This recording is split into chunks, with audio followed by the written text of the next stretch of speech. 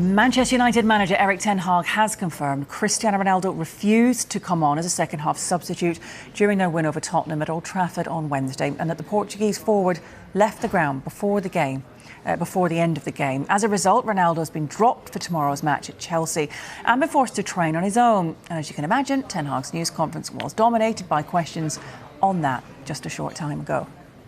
We saw a statement yesterday from the club about Cristiano Ronaldo. I was just wondering how that conversation went with him and how you see the situation going. What's the talk, if you ask about that, is between Cristiano and me. So the statement is also clear, I think. Do you feel that he will be able to play a part moving forward? Obviously he's not available this weekend. Do you think he will be part of your team moving forward? Yes, it's also in the statement. He remains an important part of the squad. Erik, did he refuse to come onto the pitch on Wednesday night? Yes.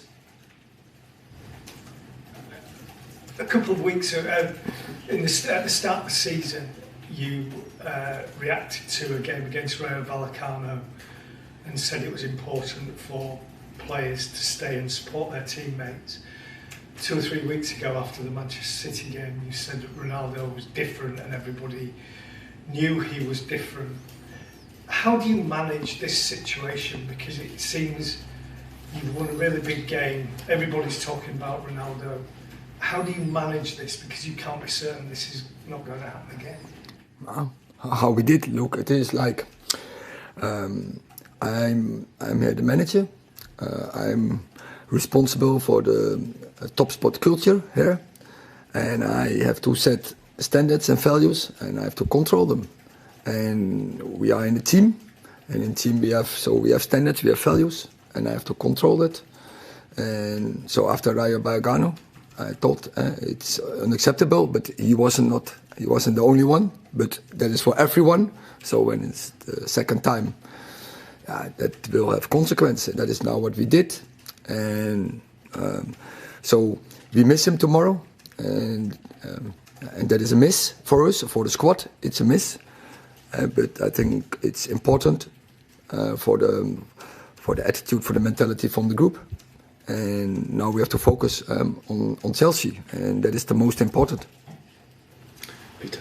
Erik, what do you hope that the dropping him for the game and having him train on his own, what do you hope that will achieve? Are you expecting Cristiano to change and maybe to apologise and everything to be okay? What do you hope it will achieve? I think it will have a reflection for him, but I think it's also for everyone else. I set a warning in the start of the season, and then the next time it has to be consequence. Otherwise, when you are living together, when you playing together, and football is a team sport, and so you have to fulfill certain standards. And I have to control it.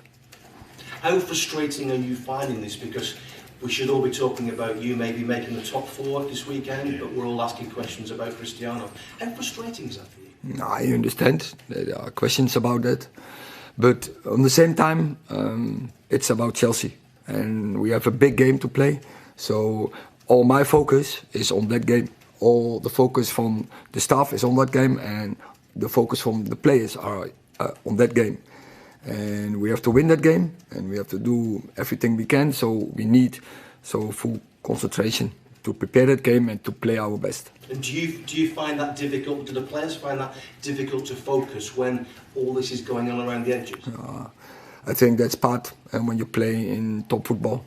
That are sometimes it's the rumours, there's noise, and don't get deflected. You have to focus on the job, and that is performed tomorrow.